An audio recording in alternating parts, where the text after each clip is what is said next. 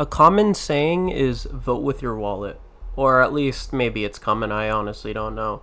But what it basically means is to not financially contribute to things you disagree with politically, or just on an ethical standpoint, aka boycotting. You probably do know what this means, I hope. The act of not purchasing something out of protest. This has happened a lot in recent years, be it with companies such as Chick-fil-A, Nike, Disney, Toyota, Activision, etc. Typically, these companies have done something directly or indirectly that people don't agree with, and this will lead to movements to not consume products from these companies. They also don't work. Like, almost never. Like, yeah, I know some people think they work, but they actually don't. And for those of you who want to bring up the Montgomery boycott protests and how they worked, notice how first off you had to go back more than 7 decades to find a successful one, and second off, no corporation has done anything in the modern era clearly as unwinnable via boycott as the Montgomery buses did, which by the way took over a year to finally see a successful conclusion, and that was obviously something that was not going to succeed via boycott. The micro reason why boycotts don't work is kind of simple if we're being honest. Corporations have a target demographic, and if you're susceptible to ending your transactional activities with them, you're probably not in their target demographic. The macro reason why boycotts don't work is because it's almost impossible for a consequential amount of people to cease giving money to a corporation that could doom it or make it bend the knee.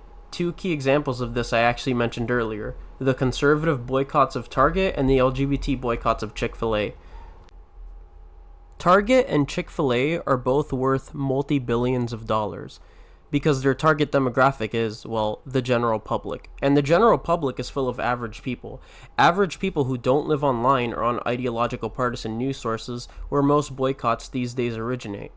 Sure, some people might boycott the business, but let's be honest here, that some people are going to amount to less than half a percentage of their customers.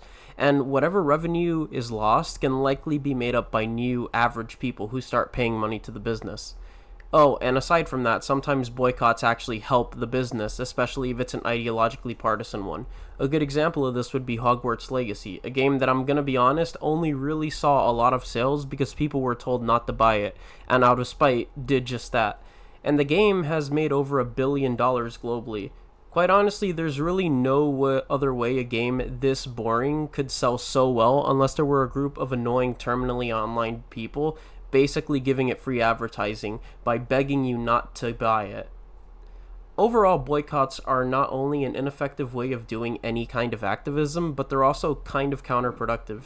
If you really want to see political change from corporations, well, that's not going to happen from boycott.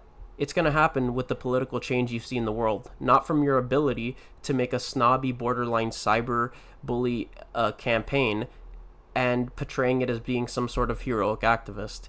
Now, as for my personal opinion on boycotting, I don't really do it. I'm one person out of over 8 billion. If I don't like a product, I won't buy it. And if I do like a product, well, I'll buy it. That's kind of how it works.